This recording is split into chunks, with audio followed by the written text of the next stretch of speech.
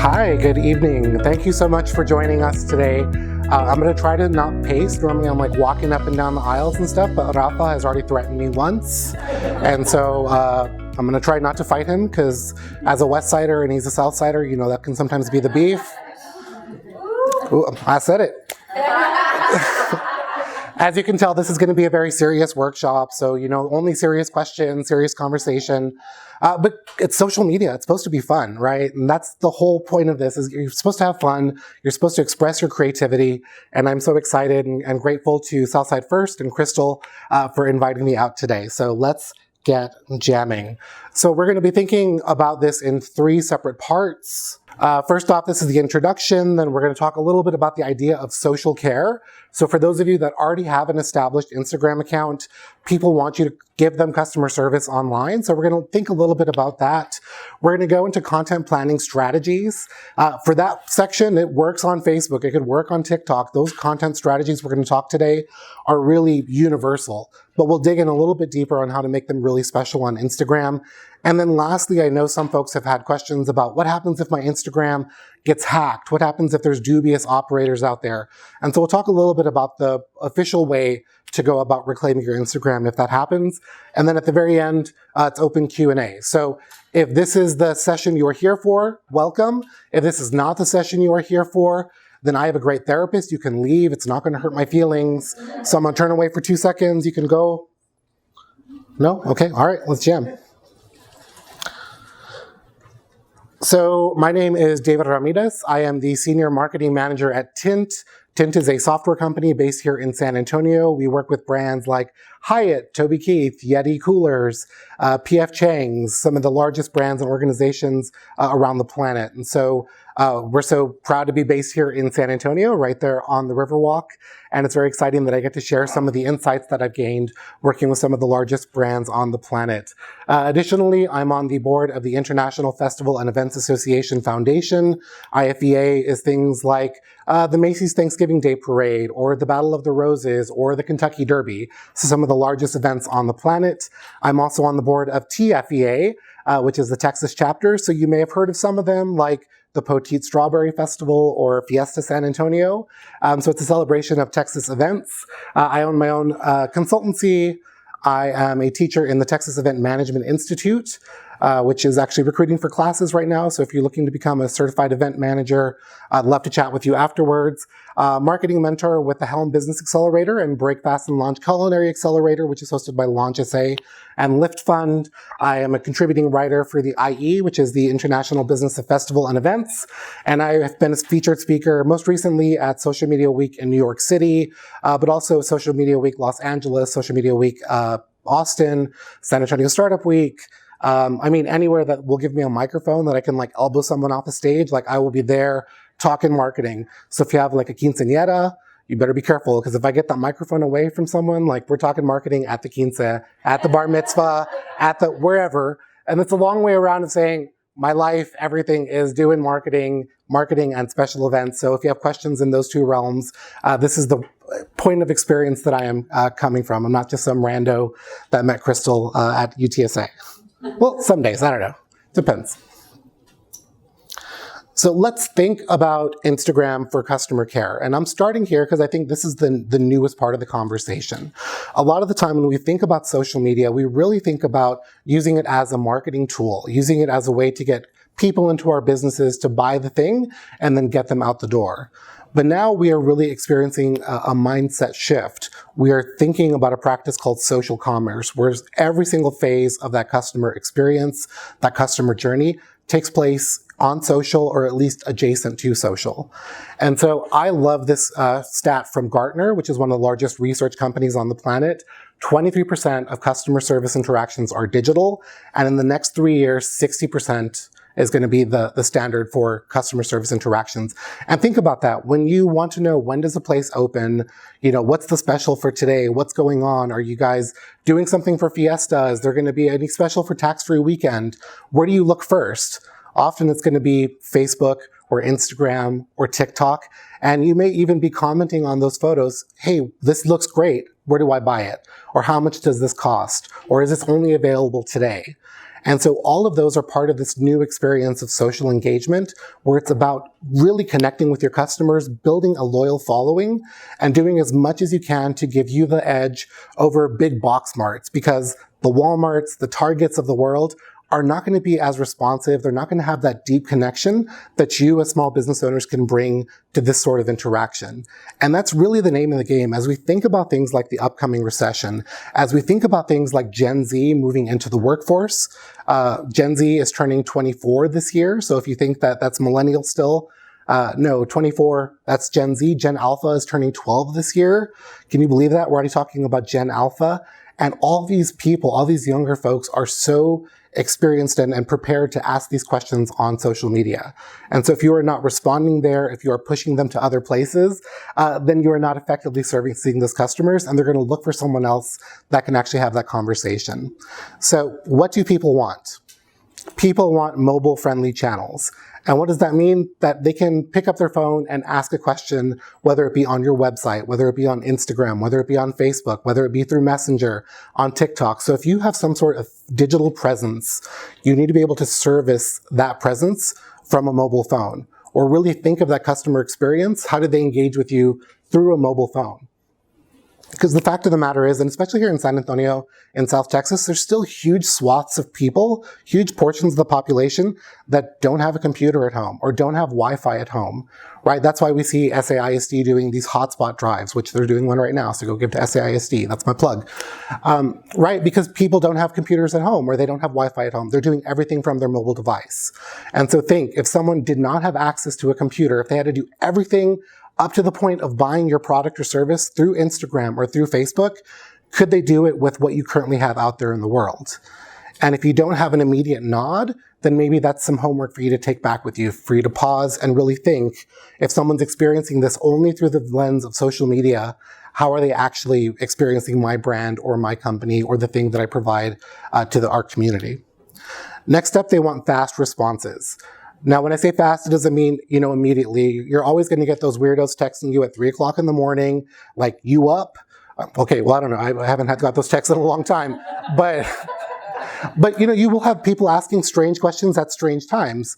And that doesn't mean that you always have to be available, or every time your phone rings, you have that like phantom phone syndrome where you think your phone's vibrating and it's not, right? And it makes you like antsy. It doesn't have to be that, but it just means that if someone asks a question during business hours, if someone puts something on there like a comment during business hours, that you're responsive within a couple of hours, within a day or two. Not that these questions are just left out there languishing. In a perfect world, you have a lot more time and you would be responding almost immediately. But for the vast majority of you that are solopreneurs, that have small businesses, y'all have a lot of other stuff to do other than just worry about social media. So really, a couple of hours a day, that's fine. Don't stress it. Don't worry about it. It's cool. When you have a whole lot more money, you can hire a marketing person. Then you can have them respond a lot more quickly. But really, people just want to know that if you're available on that platform, that you're getting those responses. And so again, just make sure that you're replying. And that's the whole part about social. Sometimes we forget about that, right? Social media needs to be social. So if you're just shouting into social media, you're not actually executing the exercise, right? It needs to be that conversation of, this is great. How do I buy it? Or this looks really good. And really thinking about the customer service piece, not just as customer service, but also as marketing. Because for anyone that goes to that page and sees you being responsive, sees you being kind, sees you having a conversation, that's another point of connection with the prospective customer. That's someone seeing, oh my gosh, these cookies that are made with monk fruit, I want those. And they talk to people on social media and they're always active in their stories.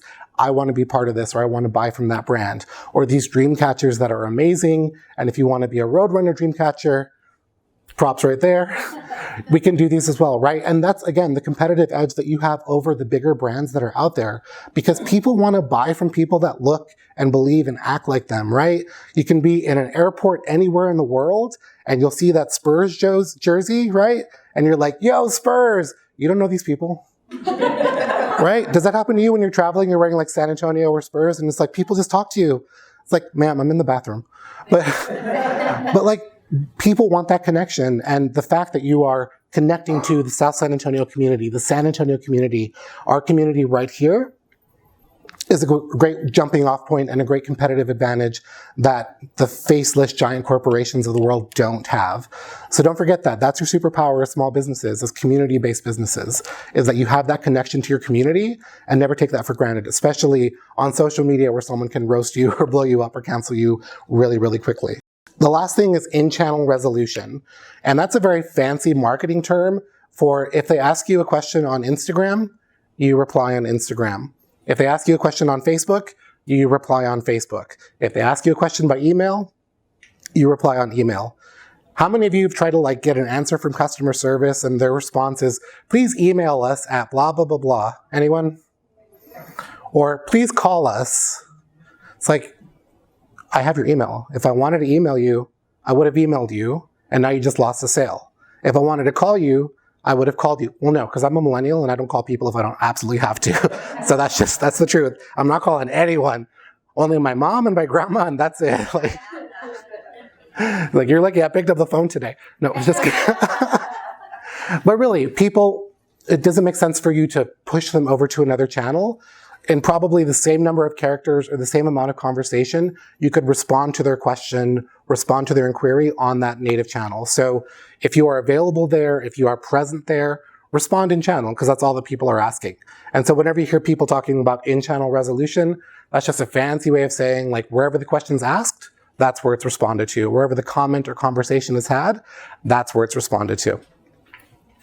Cool beans? All on the same page? All right, so thinking about social care, which is the official term, strategies for success. Number one, be ready to reply. I guarantee 60 to 75% of all the questions you're going to get are canned questions. What time do you open? Are you going to be at the farmer's market this weekend? Is this available in red? Right, you're probably going to get a lot of the same questions. And so on your phone, if you have a notepad, which everyone should, unless you have a burner phone, and again, West Side or South Side, I get it. But you have a notepad, just save all those questions in there. Save all your canned responses so you don't have to type them out every single time. If you're using a tool like the Facebook Business Suite, which you can connect to your Instagram, you can already pre-program in responses and then do single click. Click, there's the answer. Click, there's the answer in the link. So save yourself time. If you know that it's going to be the same questions over and over and over, write out the perfect, succinct response and then just send it 9 million times. They're not going to know. Onto the autoresponders. Facebook Business Suite is free. So as an entrepreneur, I'm sure y'all like free, right? And it's very, very effective. It puts all of your messaging in one place.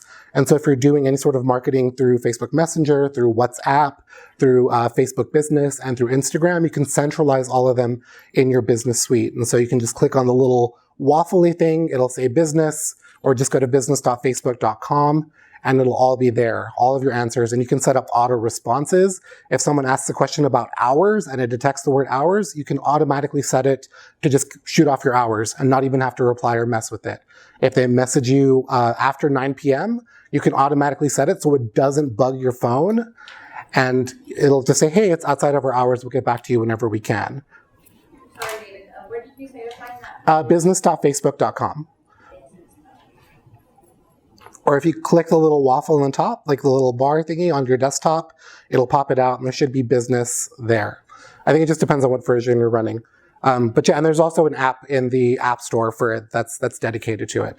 But to do all the connecting part, it generally has to happen on a desktop. So just heads up, if you have not already connected your Instagram to the business suite, then you should probably do it on a desktop. It's a lot easier, it's a lot more straightforward, and you're gonna have to be logging in and out of things. So if you have multiple tabs on there, it's just gonna make it a lot easier. So trust me on that little piece. Again, think about frequently asked questions, hours, locations, specials, and then really have a plan for negative or difficult conversations, right? You had a bad customer experience. How do you sort of preempt that? What do you say if someone's like, I hated your cookies? I'm not in food service anymore because I had a lot of choice things I'd want to say when people didn't like my food. But, really think how am I going to do these conversations, especially if they're not just in Messenger, but if they're very public, right? Because again, it's not just about the customer care. It's not just about the customer experience. It's everyone else that's out there that's looking at that experience, right? So let's think of an example. Let's say Sorry, I'm picking on your cookies. You better save me some, okay? Didn't get like this by not eating cookies, although they're all full of sugar. All right, let's say someone said, hey, I dislike your cookies. Oh, thank you. You're too good to me. I dislike your cookies. They're awful, and I don't like the color of your hair. You're a bad person. Right? Someone posts that on your Instagram. What do you say? Well, the first thing you say is, I'm sorry you don't like the color of my hair. That's a weird thing to bring up, weird thing. I'm sorry you didn't like the cookies. They're not for everyone, but let me tell you that they are made with monk fruit and they are low in the glycemic index and they're this, and this.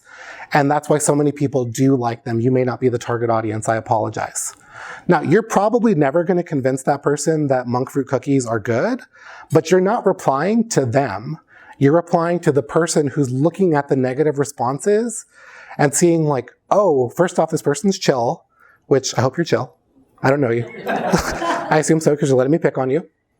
And also, they know what they're talking about. They're talking about the glycemic index. They're talking about cookies. They're talking about why it's important in this community, right? And so you want to have those responses just kind of ready because that conversation will ultimately end up on social or people will take screen caps and share it. And you never know what's going to get out there in the world.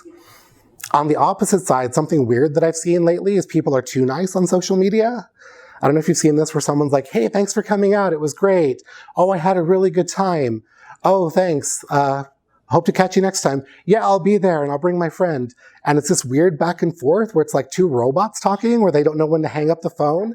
Were you like that as teenagers where you're like, no, you hang up. No, you hang up. No, right? And I've seen it like on comment threads and it's like, yo, someone hang up first because like the line got to get used. But with opportunities like that, the best thing to do is actually to incorporate a little bit of marketing into your social care and customer experience. Hey, I had a great time. Thanks for bringing the cookies to the event. Oh, you're welcome. You can always catch us at the farmer's market at Mission Marquee on this day. Hope to see you there soon. We'll have a special for you. Again, you're not just replying to that one person that said, I had a great experience. I liked your cookies. These are great. These are pretty. These are good.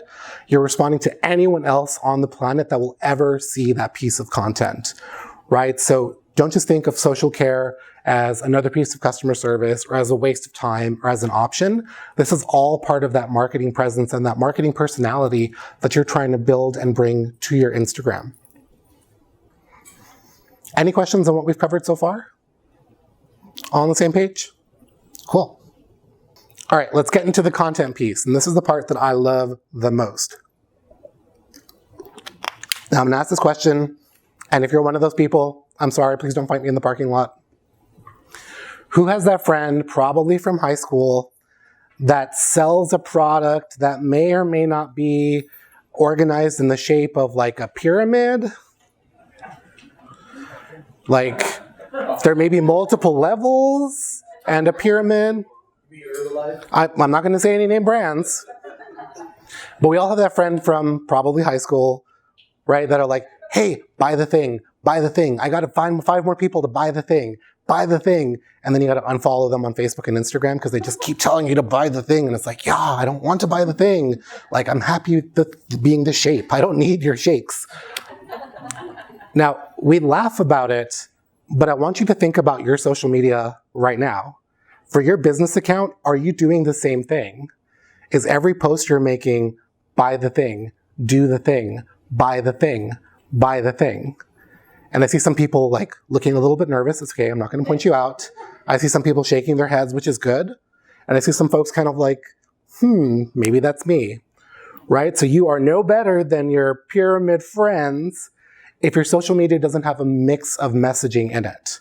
And so I want you to think about balancing messages on both sides of this scale. And so here's a sample that I like to use. The technical name for this is messaging mix or content weighting, depending on whether you went to school for comms or marketing. And think about it. Whenever you tell someone to buy the thing, go to the website, come to our store, that's a heavy request because it requires them to do something, to take an action, to spend their time, right? So for every heavy request, you have to offset it with something a little bit light. Here's an article about monk fruit. Not monkfish, monk fruit. If you put fish in cookies, we have a separate conversation to have. Here's an article about monk fruit. Here is where we're going to be popping up. Oh, look, here's us making these dream catchers. Oh, look at this medallion. Oh, hey, we're really excited to be featured in Southside First newsletter, right? So you have all these kind of fluffier, lighter pieces that are providing a counterbalance to this. And for those of you that are on the food side, it's all about a balanced diet, right? Like you don't want to have too much meat. You don't want to have too much veg. Well, I don't know. If you're a vegetarian, that's a separate issue you can deal with. But you want to have a balance of it. And so really think, are you balancing this heavy, heavy, heavy sales message or do the thing or come out with something that's a little bit lighter, a little bit nicer, a little bit different? And so some of the options you can see up here, an employee spotlight. Again, with small businesses, I love to know that like your Thea comes and helps you make stuff on Thursdays. Like that's a cool story because that's not everyone's story, right? Something unique, it's something different, something that makes you really, really special. Industry news, if you're working in a specific space, especially for those that are in like maybe construction or the service industry, and you know, there's a new standard on roofs, or there's a new standard on cleanliness, or there's a new standard on whatever. I don't know that. I don't follow those magazines or those blogs or those information sources. Share that. Let me know why it's important and why I should buy that from you. Thought leadership, if you're writing something, if you are just putting stuff out there in the world, you know, share that. Even if it's just a little video, you know, for reels. Get that all out there.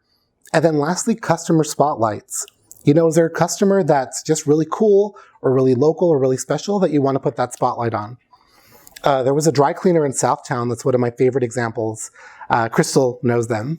And what they would do is almost every day, whoever was working the counter would take a picture of the person that was picking up their dry cleaning. And they would say, oh, here's Bob, and Bob is a firefighter, and Bob just picked up his dry cleaning. And it's like, okay, well, that post is not for me. That post is for all the other firefighters that are out there. If Bob, who is a firefighter that I know, is getting their dry cleaning done at this place, then maybe I should go look and see about getting my dry cleaning done at this place, right? And the next day, oh, here's Mary, and Mary's a teacher at this school, and she's picking up her dry cleaning. And now you have teachers in the mix. Oh, and here's this person, and they work at the Bexar County Heritage Center. Oh, maybe I need to go visit the museum that's in the courthouse. Sorry, that's my plug. Right, but maybe I, as a Bexar County employee, want to do that, or I, as a doctor or a nurse or a business professional, right? Again, it's all about building that community. So you can show these are real people in your community that are buying your product, not just some random person that's picking it up off the shelf, right? Other people that look like you, that act like you, that believe like you are buying my product, and this is why you should as well. So customer spotlights are always, always great. And the good part about it is if people like your stuff, then they'll be like, yeah, I'll take a picture with it. This is my good side. One of the other rules that you can think of if like the scales thing is a little bit hard to visualize is what they call the rule of thirds. This is a concept pushed really heavily by Hootsuite, which is a very popular social media administration tool. So 1/3 of your promotions or content on there focused on converting readers. So when they say converting, turning them from a prospect into a customer and generating profit, generating revenue. 1/3 from influencers in the industry or similar businesses. So that's like the thought leadership stuff. That's what other people are doing. That's what is important in the space or in the industry. And then 1/3 personal stories behind your brand. Now, I am a marketing person with a minor in literature, so 1/3, 1/3, and 1/3 is like too much math for me. I can do the scales, I can't do fractions. But both of them are essentially saying the same thing. You have to have a good mix of content in there. It can't just be buy the thing. It can't just be the fluffy part. It has to be both working in unison to tell a story about yourself and about your business. Now, you can ask anyone I've ever dated. I have an issue with commitment. Thank you. I always got the one. No. So sometimes when people do these social media workshops, they're like, here's a month-long calendar. Here's the calendar you have to commit to. And I'm like, yo, I don't even know when I'm eating for lunch. Like, I can't commit to a month of social content, especially for small businesses or people that are in quickly moving spaces. Like, You don't know where things are going to be in a month. You don't know, if your food truck's going to be popped up here, if you're going to be really busy or really slow with stuff like the supply chain, which, make sure you come to that session. It's so important. You don't know what the supply chain is going to be doing at that point in the world. You don't know if we're going to be full on recession or full on boom. And so for me, I prefer what they call a topical calendar, because I can commit to something like this. I can say, okay, on Monday, I know that people don't buy my product on Monday. And so on Monday, I'm going to share a piece of industry news. And that could be, here's the new standard for this. Here's an article about this, right? Find something out there, write a couple of notes. Hey, this is why I think this is important. And then throw it on out there, right? On Tuesday, I know Tuesday is a great day for people to talk to my salespeople. And so Tuesday is going to be when I share that sales content. Here's a cool thing that our product does. And if you want to get a demo, sign up here or go to this website for the demo, because Tuesday is the day. And hopefully you have some data already coming in on which days are good days for sales or different parts of the conversation. Wednesday, I know I struggle to get over the Wednesday midweek hump. I know my customers are not buying stuff on Wednesday. So Wednesday, I'm going to put up a picture of a cat, or I'm going to do a meme, or I'm going to do something silly, or it's going to be a pretty picture of the skyline, or I'm going to call up my friend at the Hyatt and go to the highest room I can get to and take a picture of downtown San Antonio, right? Like I'm going to do some sort of fluffy piece that still can tie back to my business, but just kind of shows like, hey, Puro San Antonio, like keep SA real, all that good stuff, right? Stuff that really kind of resonates with our community. Thursday is the day that I want to throw out some thought leadership, which will be, again, an article, a blog I wrote, something like that. Friday is my customer spotlight, because I don't want to work too hard. And at some point during the week, I've gotten a photo of a customer, so I can go ahead and do that. And then Saturday, I'm going to schedule something, whatever. Industry clickbait could just be top 5 reasons why XYZ is important, right? It doesn't have to be super, super big. Now, I do want to say this is one that I made for me. My company sell special event technology and software. And so this is the buyer cycle for us. It's going to be different for everyone in the room. So these are great high-level topics. We're going to want to mix and match them based on your customer base. If you are a food truck that only pops up Friday, Saturday, and Sunday, this is going to look super, super different, right? If you are in the service industry and you only work Monday, Tuesday, Wednesday, Thursday, this is going to look super, super different, right? If you only do direct-to-consumer online orders, this is going to look different. So I just want to really reiterate, this is a sample, because I've had a few folks come to workshops and then be like, hey, I tried that thing, it didn't work. It's like, are you in software? No. All right, fam, gotta switch it up. So this is a great tool, mix and match them to make sure that they're actually relevant to your business. A couple of best practices on the Instagram side. The newest research is showing 5 to 7 hashtags.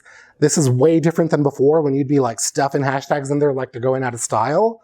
5 to 7 is the magic number. Make sure that your posts are clear and attractive. I don't know why sometimes on Instagram I see ugly photos. I'm like, why? Why? Like it's a visual platform. Why are you putting ugly pictures on there? I don't know.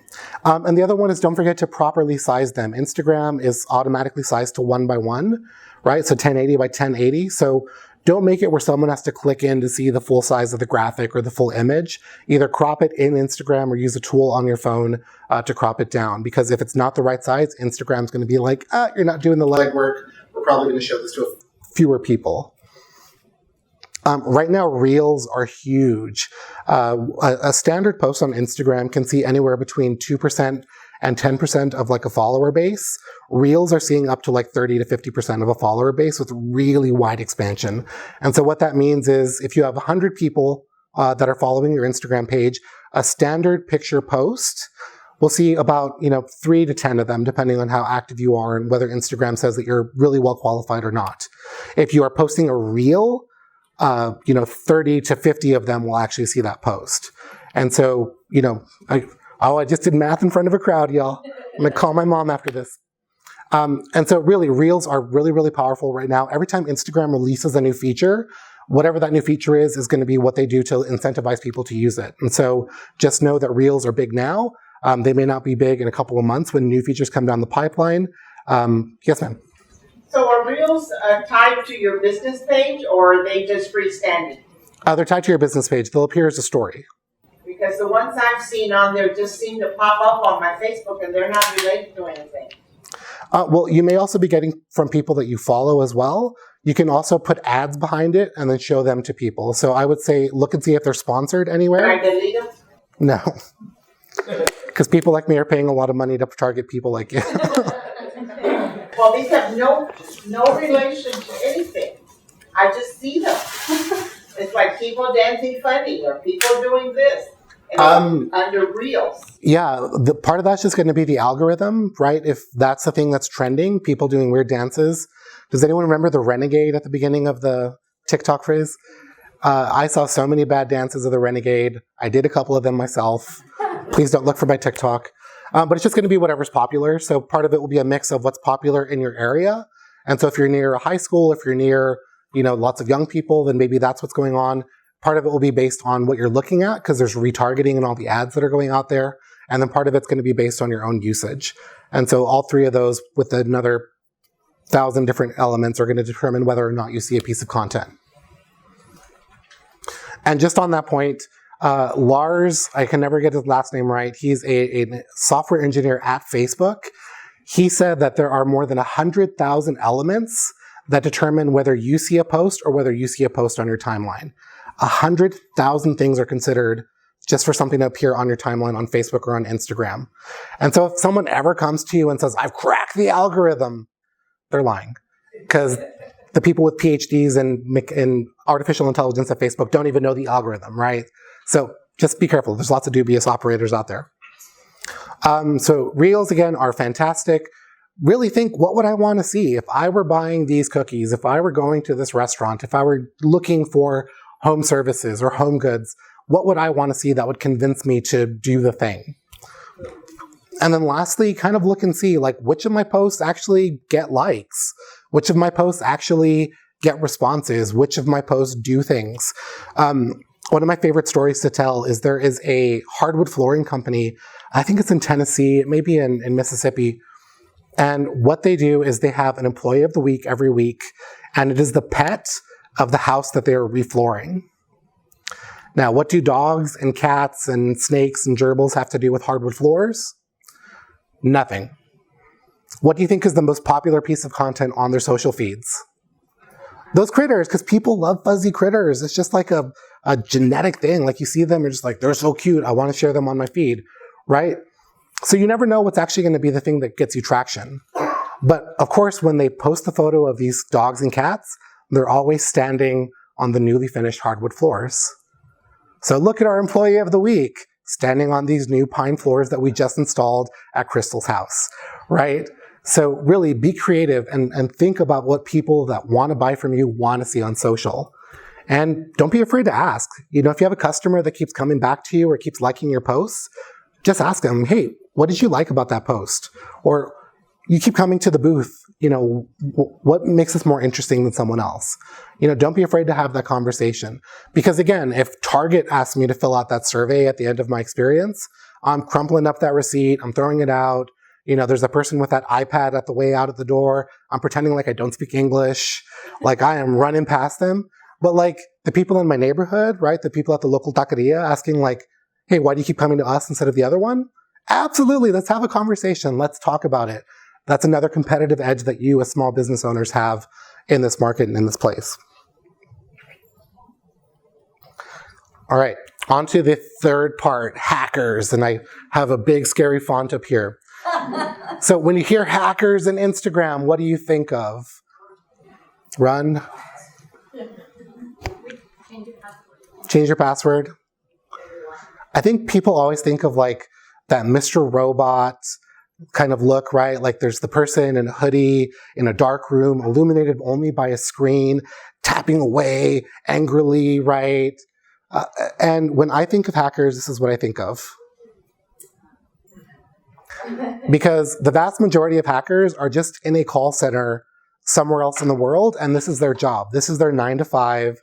This is their whole deal. So really, it's not like some malicious in some cases it is, don't get me wrong, but the vast majority of people that are stealing identities, that are scamming old people, that are like breaking into your Instagram or malwaring your stuff are just people in a call center. And so I think that helps me a little bit in knowing that it's not that scary, right? Like it's not Mr. Robot trying to get to me. I just watched the last season, so it's on my mind, so apologies. Right, it's just someone, this is their job.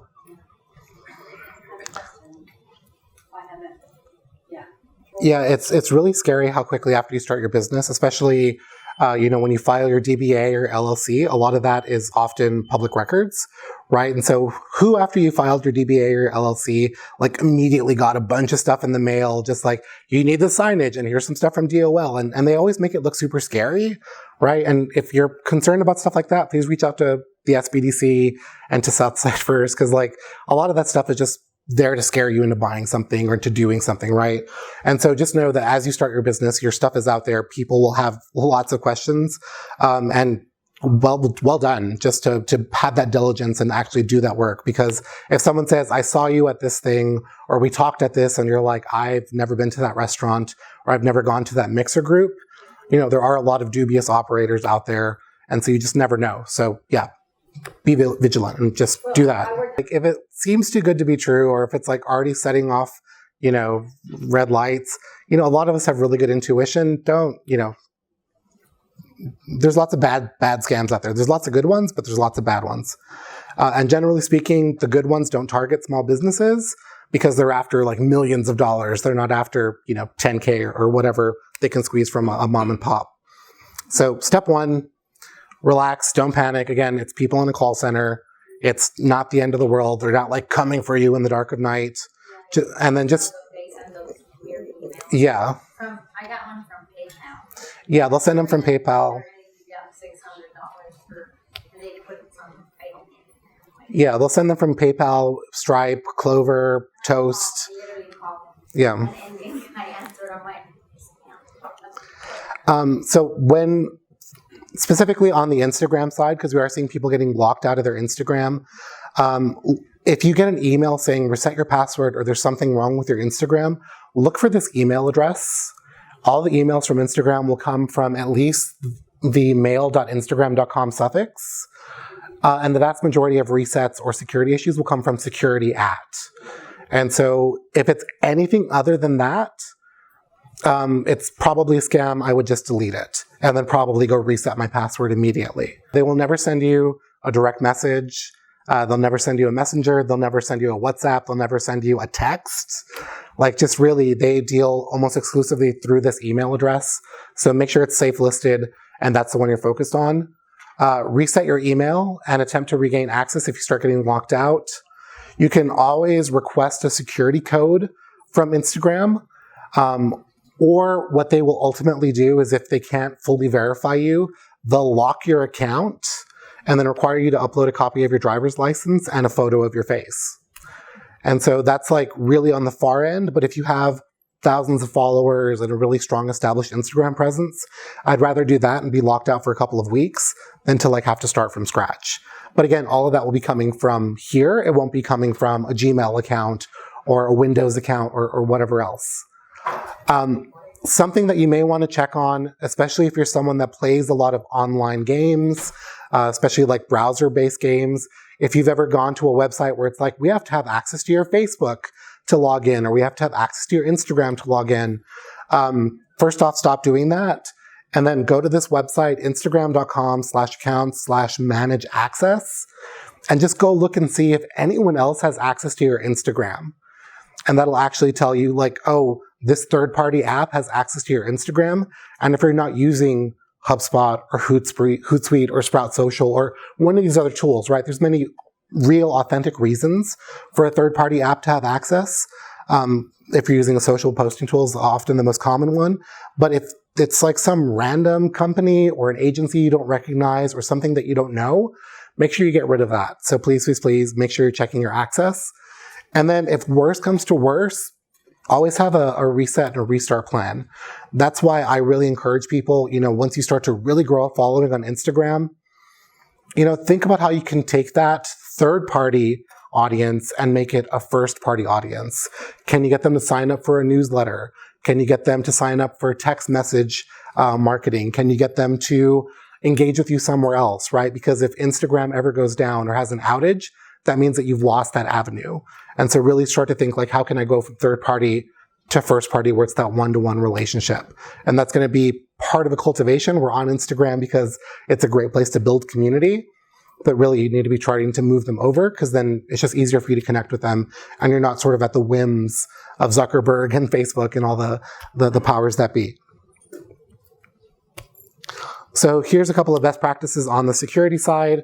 First off, always check your email domains. And that's not just looking at the email, that's actually mousing over and looking where it's being sent from, because you can fake the display one, but it's much harder to fake the actual email it's coming from. So if it's coming from Instagram, it'll always be whatever account at mail.instagram.com.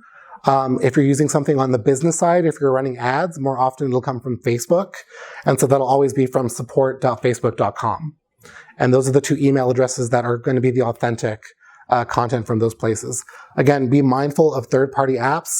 3, use a secure email address. If you have like a general catch-all email address for your business stuff, I'd probably move it to a different one. Because if other people have access to that account, if it's an account that you get orders from, and so you may have like a clerk or an admin or someone else that's helping fulfill it. If it's just one that you've had since like you were in high school and it's like Bubba Sparks 2012, first off, it's okay. We all have ugly Yahoos that we don't talk about anymore. But, really think about moving it to something a little more secure and a little more professional. Turn on two-factor authentication. I know it's a pain in the butt to always have to get that text message before you can log in, but two-factor authentication really is becoming the new standard. And so if you don't have it turned on for all your social accounts, not just your business ones, but your personal ones as well. I see a lot of personal Facebook accounts and Instagrams getting hacked these days, and two-factor authentication is often like the #1 barrier to stop it, and it's free and included. And then lastly, don't leave passwords on sticky notes or notebooks, because that's often the easiest way for people to gain access if you share an office space or if your office is not well secured. And especially once you start hiring employees, right? They see that password, and I bet you've probably used that password for other stuff too, right? And so don't leave it around, don't leave it in notebooks. There's lots of great tools that help you organize your passwords. A personal favorite is Bitwarden, which is a password manager. But yeah, just don't leave them out in the world, because we have to be better about, they call it target hardening, but it just means like keep your stuff hidden away. Like don't put it on a sticky note on your monitor.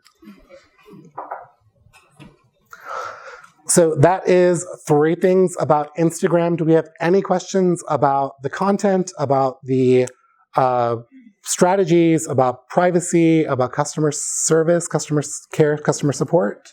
Yeah, so the question was, how do I find out more about Instagram, or where do I keep up with Instagram? My #1 place to look is always going to be Facebook Insights. And so you can go to insights.facebook.com. It's going to redirect you because it just changed to a new web page, but it'll redirect. And on there, it has great ideas about content. It has any size changes. It has video ideas. It'll talk about, oh, FIFA's coming up, and so here's some great ideas around that. Or the Olympics are coming up, or it's back to school, or it's this or that. They also have a lot of really great sample content for a bunch of different industries. And so if you're ever just kind of like there, what do I post next? I don't know. Insights.facebook.com, or I think it's like Facebook. Well, go to that one, or just Google Facebook Insights, and it'll come up. It's actually from Facebook itself, and so all their stuff is pre-vetted, written by their team, and it's just the best place to keep up with it. Social Media Examiner, which is a free online newspaper, is one of my favorite places to go as well. They're all written by well-qualified agency and technologists. You may see some writing from people you know up there. And yeah, it's a really great place. They also do a big event in San Diego called Social Media Marketing World, which is another fantastic event. So those are 2 of my favorite. And of course, follow the Southside First newsletter and social feeds.